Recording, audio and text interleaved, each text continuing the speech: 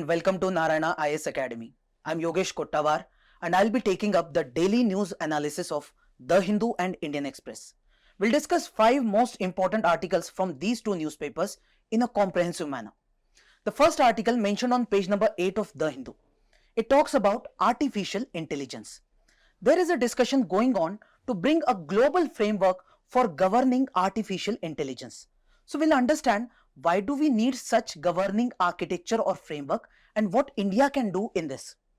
Second article mentioned on page number 10 of Indian Express, it talks about agricultural reforms. Many scholars are giving a call to bring some agricultural reforms in India, especially after COVID-19 pandemic. So we will understand the role of agriculture sector in India and also what kind of reforms we can bring in. The next article mentioned on page number 12 of The Hindu. It talks about Jaipur city. Recently, rupees 100 crore package has been announced for the Jaipur city so that its World Heritage status can be strengthened. So we'll understand what is World Heritage status and little bit about the Jaipur city. The next article mentioned on page number 8 of Indian Express. It talks about zero FIR. Recently, Ministry of Home Affairs has given some directions to the union territories regarding zero FIRs. So we'll understand what is a normal FIR and what is zero FIR. The last article mentioned on page number 8 of Indian Express. It talks about farmer producer organizations. Recently, it has been said that central government is planning to bring a national policy for farmer producer organizations. So we will understand this organization in detail. After this, we'll also discuss some practice questions so that you will have a good idea about what kind of questions can be expected in the examination. So let's get started. So the first article is about artificial intelligence. We are discussing a global framework to be brought in for the governance of artificial intelligence. And this topic is important from GS paper 2 perspective, wherein we talk about global groupings and global agreements which involve India or which affect India's interest, specifically India's national interest. Now look at this previous year question. It says, the emergence of the fourth industrial revolution, digital revolution, has initiated e-governance as an integral part of government. Discuss. And whenever we talk about fourth industrial revolution, it is a mix-up of artificial intelligence, IoT, robotics, etc. So artificial intelligence is a core part of it. So topic becomes highly important. Now what is the context? We are expecting a summit in the month of September 2024. The summit is going to be conducted in United Nations and the name is UN Summit of Future. And it is being said that there can be a framework being brought on the global AI governance. Now, first of all, those who do not know what is AI or artificial intelligence. Whenever we use the term intelligence, we associate it with human beings. We say that we humans have intelligence in us. We can take decisions, we can learn from our experiences, we can recognize some patterns and we can solve the problems. This cannot be done by any other species on the planet. So we say humans have got intelligence. A little bit intelligence is there with some animals too. But when it comes to humans, we have got it in a good manner. Now we say that we have built computers, we have built robots. They too have some kind of intelligence, but that intelligence you did not used to match with human intelligence. But now we are developing artificial intelligence. This artificial intelligence is like the intelligence of human beings. So it can be equivalent to human intelligence or maybe more than that. So this is artificial intelligence wherein a machine, a computer or a robot, it can learn just like humans learn. It can solve problems just like humans can do. And it can even take decisions on its own. So it's a unique kind of a thing we are observing in the technical fields. Now, we are talking about AI as an evolving field. All the countries around the world will be affected by artificial intelligence. So we are saying this artificial intelligence should be used in an ethical and responsible manner by the entire world. There is a chance that whenever a technology comes into picture, that technology can be used for unethical purpose also and ethical purpose also. So to ensure that it is used only for the ethical purpose, we should have some international framework. We should have international rules, regulations, standards and the entire frameworks for governing the artificial intelligence. Now, why we are seeing that we need a discussion related to this in this particular summit of United Nations, why the matter is very urgent? Because at this moment, there is no universally accepted framework related to artificial intelligence. Now, what is happening is that in the world, there is no world government as such. We have national governments. So every country comes up with its own kind of policies, its own kinds of frameworks. And there is a possibility that one country may support some kind of framework which is not accepted by another country. And when we do not have any universally accepted framework, there is a chance of regulatory gaps. There is a chance that people may misuse this kind of a thing, and this may lead to unethical activities using artificial intelligence. Secondly, there are some emerging risks associated with artificial intelligence. For example, we talk about job displacement. Because of artificial intelligence, many jobs are getting displaced. For example, we talk about ChatGPT. Since the ChatGPT has come into picture, many content creators have lost their job. We can talk about security risk. For example, it is being said that Russia is using artificial intelligence as a technology to make some kind of changes or to manipulate the elections that are going to take place in United States of America. So this is a security and sovereignty challenge for the United States of America. Then there is a chance of biased algorithms.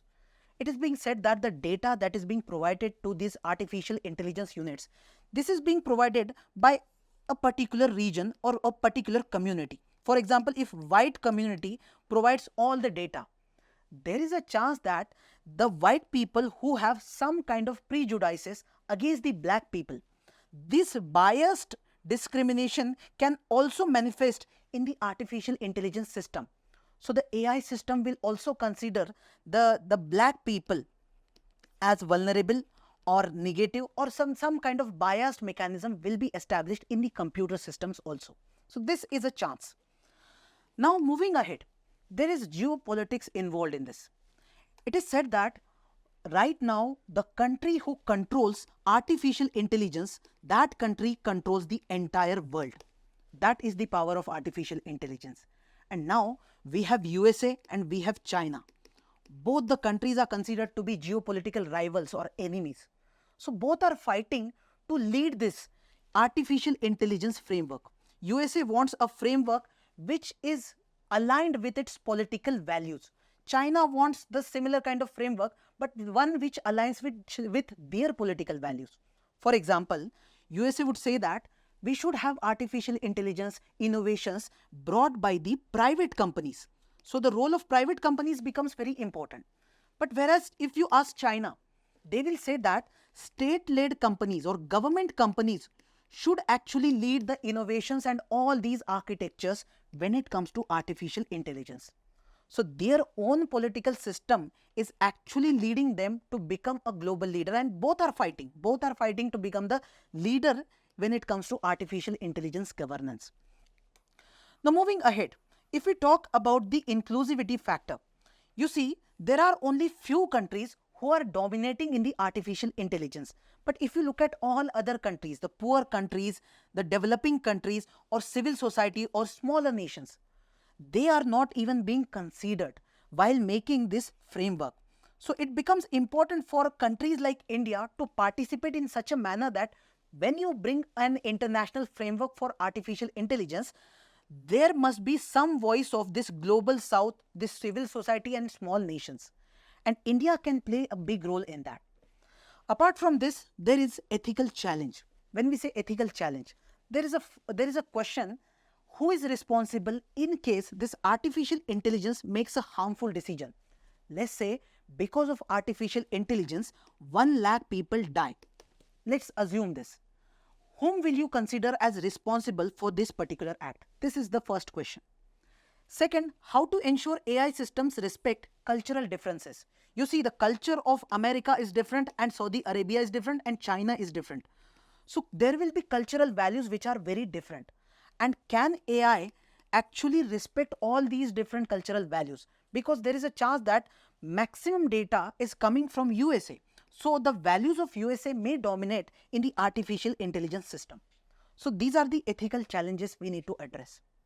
Now, as far as role of India is concerned, first of all, India is considered as champion of global south. We always advocate the policies which support the global south or all the developing countries or least developed countries.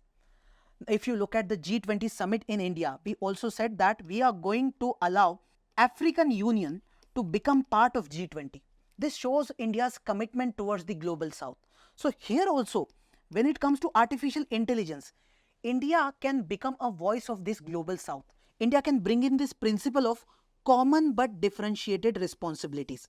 This principle says that the responsibilities related to anything, for example, it is climate change. The responsibility lies on all the countries, but it is differentiated. That means developed countries will have more responsibility as compared to developing or poor countries. This is the principle. So this can also be applied in case of artificial intelligence. Moreover, if you look at the figure or the profile of India, it is very much influential in terms of its diplomacy. You see, India is part of G20, part of BRICS, part of Global Partnership of Artificial Intelligence. So this brings hope for all the global south members, and they consider India as a big player in this. Then we also need to talk about technology and development angle. See, India always advocates for technology transfer from the developed countries to the developing countries. And herein, because India also has a good hold over technology, we are also good at technological angle. So we can say India is the best country when it comes to bringing a bridge between global north and global south. And here, when it comes to technology transfer, everything can be negotiated by India in a very good manner. Now, moving ahead, what are the challenges and what can be the way forward for us? First, we need to accept that there will be geopolitical challenges. There will be tensions between USA and China for the AI governance. So India needs to balance its relations with both the sides and come up with some equitable global framework. India will have to play a key role. Second, there is domestic digital divide in India. If you look at India, there is rural part of India and there is urban part. If you look at urban part, it is digitally doing good. The digital infrastructure is there in the urban area. But if you look at the rural part, it does not have much access to internet or any other infrastructure, the digital technology part. So here we need to work. Third, we need to focus on capacity building. When it comes to artificial intelligence, we need to have the infrastructure, we need to have high quality data, the skilled artificial intelligence professionals, etc. And India needs to strengthen its capability on these terms. The next article is about agricultural reforms.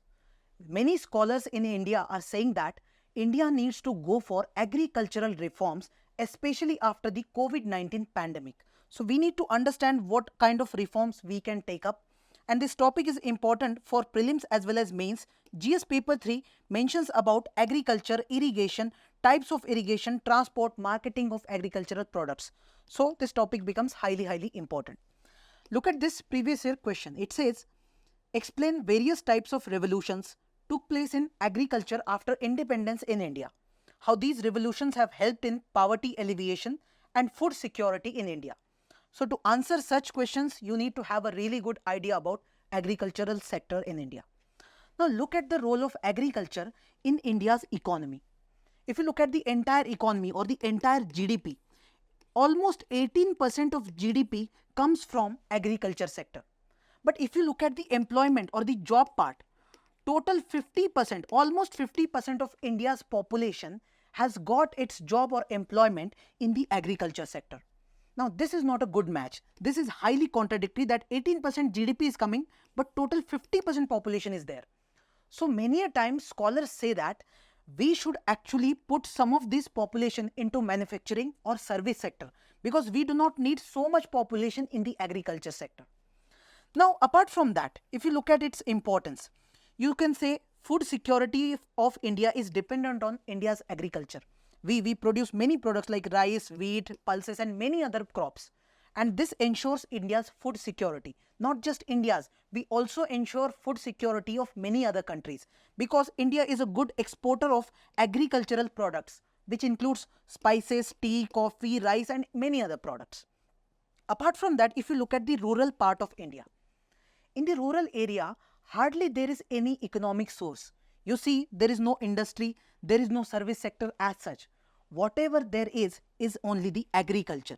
So we can say agriculture runs the entire economy of rural India. So this is the importance of agriculture. Now look at the challenges that are existing in India's agriculture sector. First is the low productivity. Now when we say productivity, look at this example. Let's say I have a land in India and similar, let's say 1 acre land, and there is one acre land in China, and this is owned by one of my friend. The area is same. Now here I have put some inputs, he has also put some inputs, all are same. But when we see the production, I have produced 50 kg of rice over here, whereas my friend has produced 90 kg of rice over here.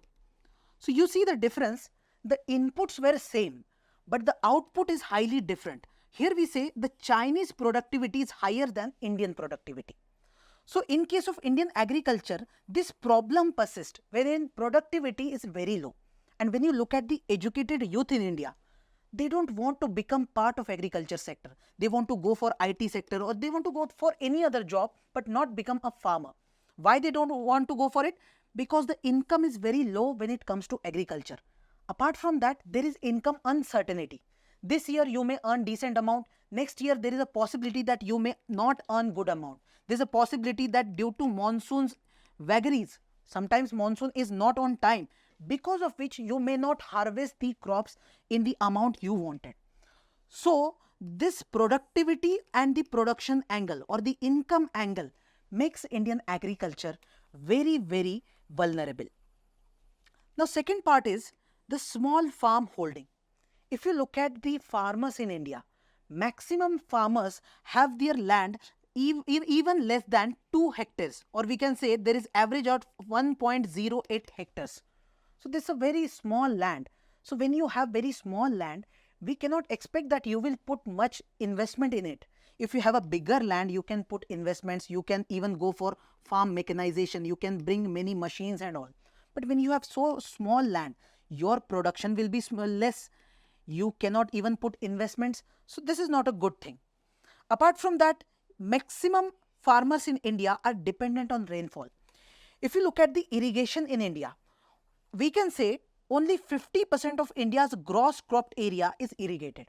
That means 50% of agricultural land is irrigated. Rest 50% depends on monsoon. So again, this population is highly vulnerable. Apart from that, there is groundwater depletion, especially in the regions of Punjab and Haryana. If you look at Punjab, we saw green revolution taking place in Punjab and Haryana. So what happened is that even the government in that region started providing electricity free of cost. Now the farmers started using the electricity to pump the water, and they actually extracted water in excessive form. So now the groundwater in that region, the groundwater table we are observing has got reduced. And this is a big concern for the region of Punjab and Haryana. Then look at the technological side. India does not have much technological developments taking place in terms of agriculture. You see, you can make use of micro irrigation to solve this problem of water scarcity and all. Because when you use micro irrigation, the water will be used in lesser quantity and you will have rather more productivity. So technology can solve this issue. But if you look at India, we have less than 10% of area as micro irrigated. So 90% area still lacks this kind of technology. Then look at soil degradation that is taking place. Maximum farmers are using chemical fertilizers. They go for over farming. They go for deforestation. Because of all these things, the fertility of the soil gets degraded. And when the soil's health is degraded, you cannot expect a good production from the same soil. Then look at the angle of drought. Many of the regions in India are drought prone. And now because of climate change, this drought is getting intensified. Many areas are experiencing the drought in a more intense and more frequent manner. So all these are creating big challenges for Indian agriculture. Now we need to show some solutions. We are providing a list of reforms which Government of India can carry out. First of all, Government can go for water resource management. So whatever resources are available, use it wisely and bring some reform in the technological part. For example, go for micro irrigation systems. Then go for the rainwater harvesting system. If you build the rainwater harvesting system, that means in the monsoon period, whatever rain is coming, that water you can store and then utilize as part of your irrigation, which is very good. Second, you can go for some sustainable farming practices. For example, check your soil's health. Government has brought this soil health card. So you can check whether what is the status of the health of your soil. Then you can go for organic farming. You can go for crop rotation also. This year you go for one crop, next year you go for another crop. This you can do. Then you can go for zero budget natural farming. You can go for integrated pest management. You can go for drought resistant crops. All these are factors that can ensure that your farming becomes sustainable. Then moving ahead, look at the technological innovation. If we make use of drones and sensors for ensuring that we provide some kind of pesticides and all, this could be very beneficial and this will be cost friendly too. Then we can go for institutional innovations and cooperatives. For example, many times we talk about farmer producer organization, and government has already set a target that we are going to build many FPOs around India. These FPOs can work in a cooperative manner, and this will help farmers to work in a cooperative way to go for collective farming. Okay. Then government can provide some market access and financial inclusion. What government can do? Government can provide some subsidized loan, subsidized credit or insurance. Already we have so many schemes which provide such credit as well as crop insurance. Just like government has even provided this e-NAM, wherein government has built a portal wherein the farmers can send their or sell their crops to any market. So these kind of reforms are needed. Then youth participation and skill development. We need to ensure that youth participates in our agriculture sector. So government can promote the agri startups or agri tech startups in the agriculture sector. We can make use of Krishi Vigyan Kendra for the training programs. See, if you provide the skills to the youth of India, especially the youth living in the rural part of India, then we can say the skill will be utilized for economic activities in the same region. So all these reforms can be carried out. If I have to talk about some of the major schemes Government of India is running right now, then it includes Pradhan Mantri Krishi Sinchai Yojana, Soil Health Card Scheme, Paramparagat Krishi Vikas Yojana, Pradhan Mantri Fasal Bima Yojana, Pradhan Mantri Kisan Samman Nidhi. There are many more schemes, but these are the most important ones, and we expect that these reforms will be carried out by Government of India. The next article is about the UNESCO World Heritage status of Jaipur city. We need to know what is UNESCO World Heritage status, what are its types specifically. Now from the syllabus perspective, art and culture, this topic becomes important. Jaipur city from the art and culture becomes very important. Now look at this previous year question. It says, too little cash, too much politics, leaves UNESCO fighting for life. Discuss the statement in the light of US withdrawal and its accusation of the cultural body as being anti-Israel bias. Now this question specifically focuses on UNESCO as a body and the politics surrounding this UNESCO. So we need to have a good idea about what are the current events related to UNESCO also. Now moving forward, what is the context?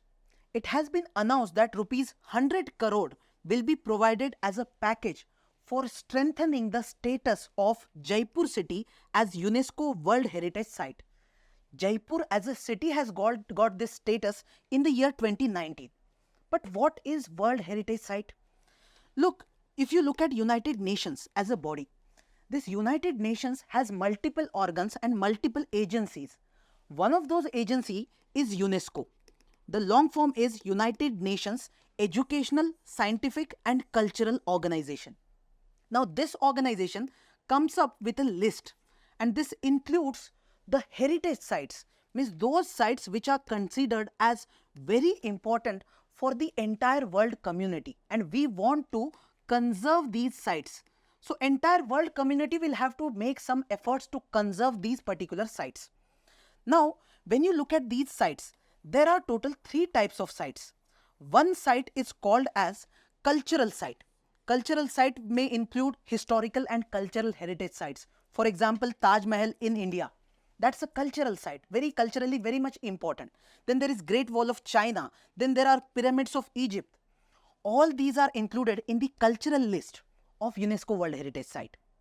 Then there is second type called as natural site. So this could include some natural beauty, unique ecosystems or biodiversity systems which are existent on this planet. For example, there is a Yellowstone National Park in United States, then Galapagos Islands in the Ecuador, Great Barrier Reef in Australia. All these are natural sites and we are saying we need to conserve all these sites. Apart from these two, there is a third type. This type is called as mixed sites. So mixed would be the mixture of cultural as well as natural site. So if there is a site which is important from cultural perspective as well as it is completely a natural site, then it will be termed as a mixed site. For example, this Machu Picchu in Peru, or you can talk about Kanchenjunga National Park in India. These are examples of mixed sites. Now look at India. How many sites are there total in India? So total 43 sites are there in India as per September 2024 data.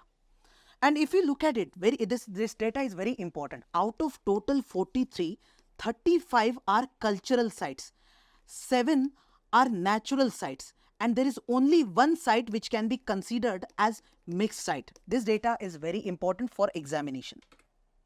Now moving ahead, we are talking about Jaipur city specifically. We said that the entire city has got the status of World Heritage Site. And this city was built or founded by Maharaja Savai Jai Singh II in the year 1727. But we call this city as Pink City.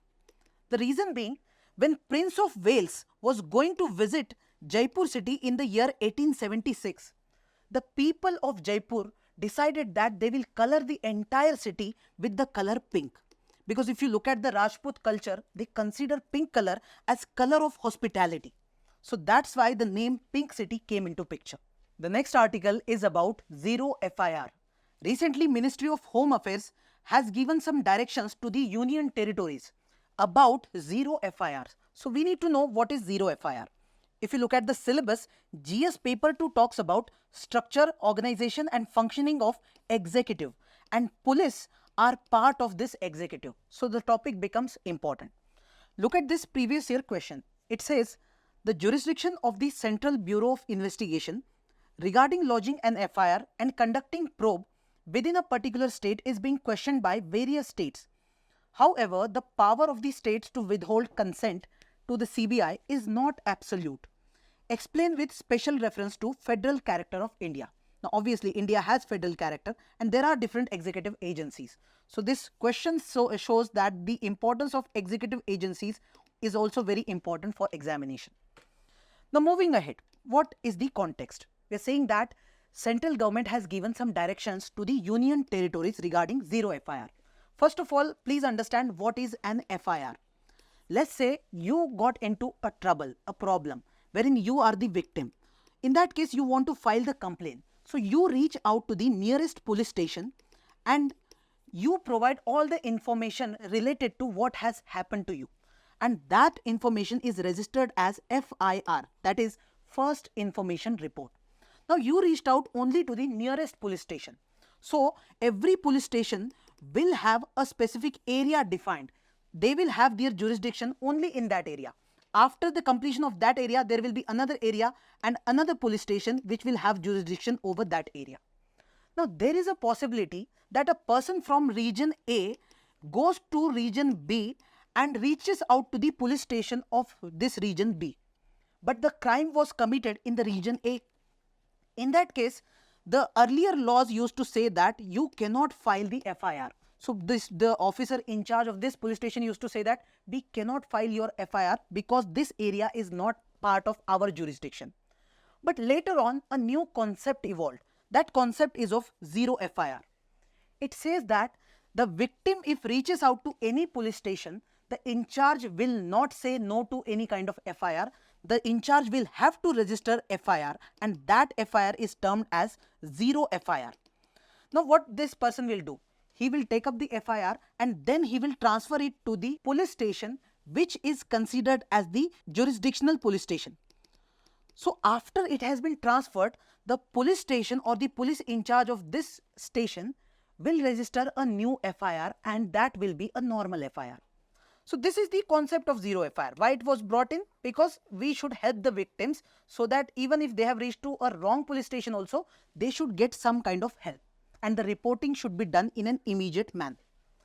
Now what happens sometimes is that a person from a union territory goes to different state, or a person from a state goes to union territory and reaches out to police station. And when the police station in charge files this FIR, they file it in the local language. Now there is a chance that when this police station is transferring this FIR to the state or the another police station, that police station or the in charge may not know that local language. So language barrier issue can be there.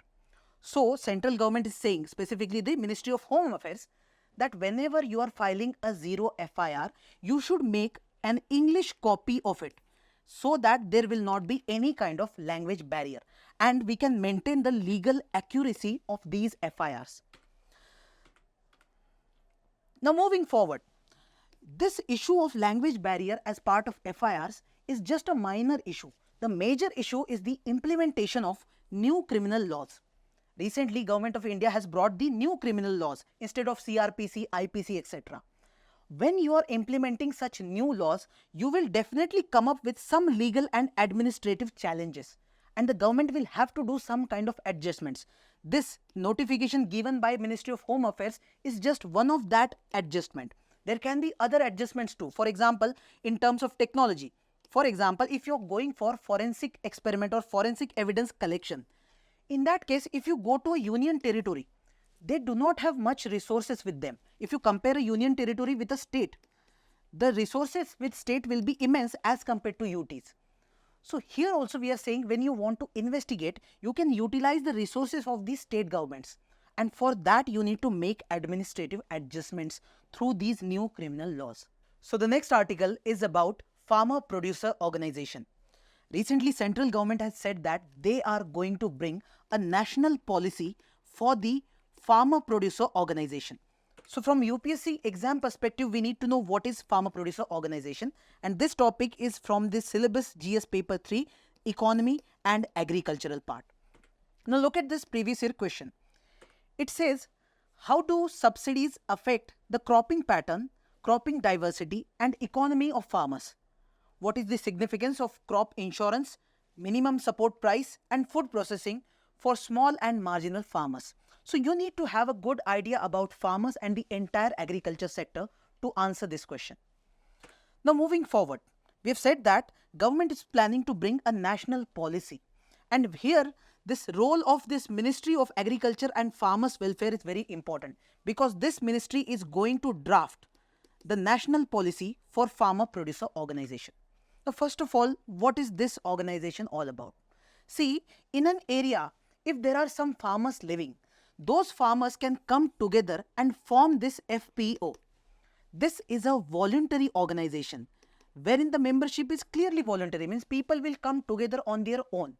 And this organization can go for big negotiations. It will be very helpful for them. For example, if they are going to negotiate with a company to buy some kind of pesticides, some kind of inputs for their farms, and each of the farmer is having very small land, in that case, when they come together, they can negotiate in a better way.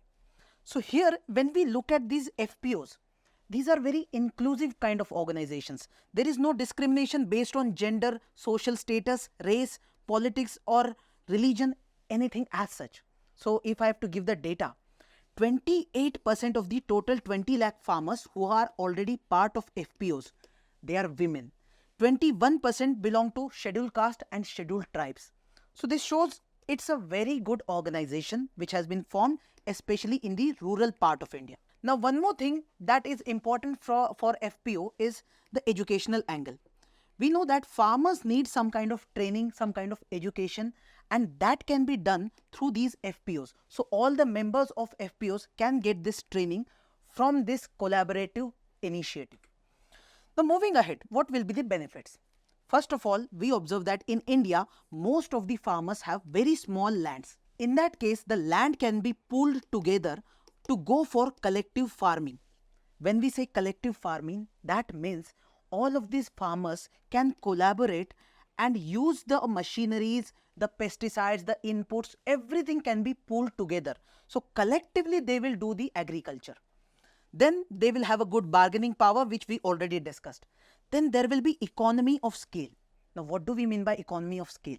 You look at any kind of a company. Let's say, for example, there's a company who sells wafers, who manufactures wafers and sells it. Now, this company, because the company has got good investment, they have built big factories, and through that, they are coming up with products in a mass volume. Because they are producing in mass, they will have cost very less. And due to this, we call this is economy of scale. When you increase the scale of production, the price or the cost of the production will be reduced. And this can happen in case of farmers also. When all these farmers will come together, then their cost will also reduce. Then if you look at Gujarat, Maharashtra, Madhya Pradesh, Rajasthan, etc. In all these states, FPOs have given really good results. And now central government is thinking that we can have such FPOs throughout India. Now there is one Bharat FPO Finder, a new digital platform has been developed by the National Association of Farmer Producer Organization. And this has a comprehensive database related to all these FPOs. You can search any FPO through this particular platform. Now, central government has said that we will bring a national policy. Why? Because already there are FPO policies there in the states, but the policies differ with different states. So, central government is saying that we will have a national policy which is very much uniform. And government had already set a target. The target was to establish 10,000 FPOs by March 2024. And to our surprise, already 90% target has been achieved. Total 9,000 FPOs have already been established.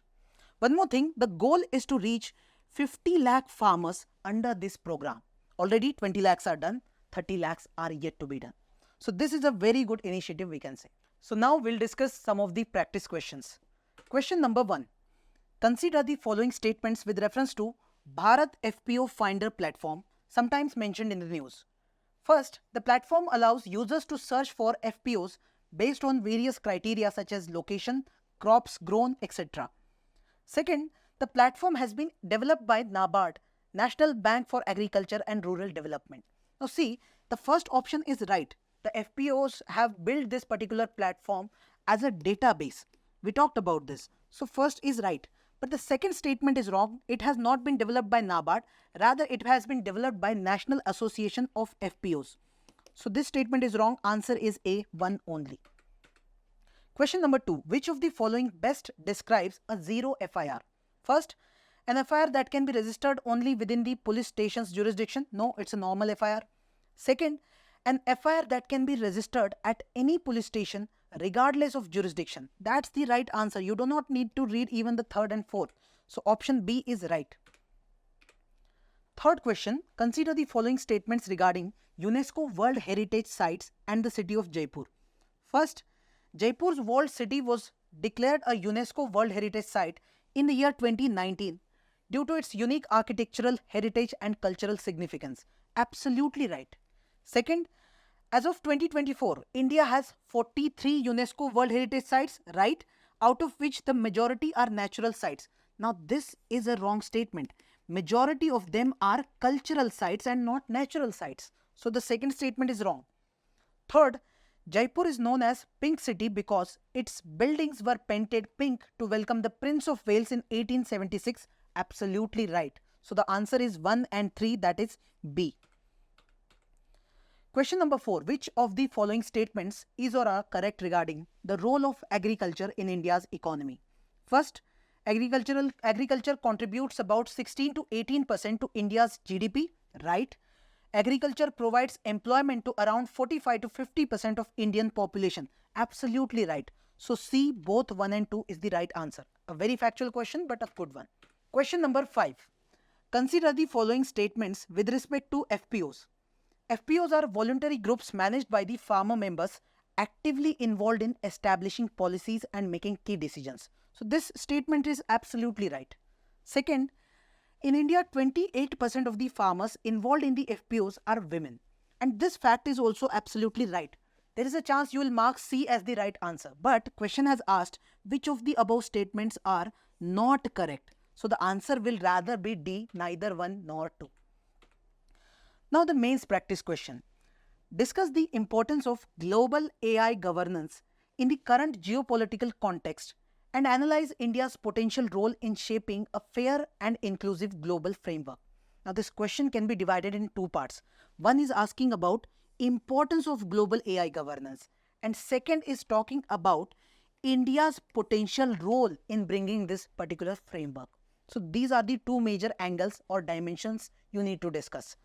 When you start the answer, you can specifically talk about the importance of artificial intelligence. And after that, you can link it with the global governance or the importance of global governance. And here you can talk it in detail. For example, there is no universal framework as such available right now. You can talk about the emerging risks or the geopolitical tensions between US and China. All this you can mention.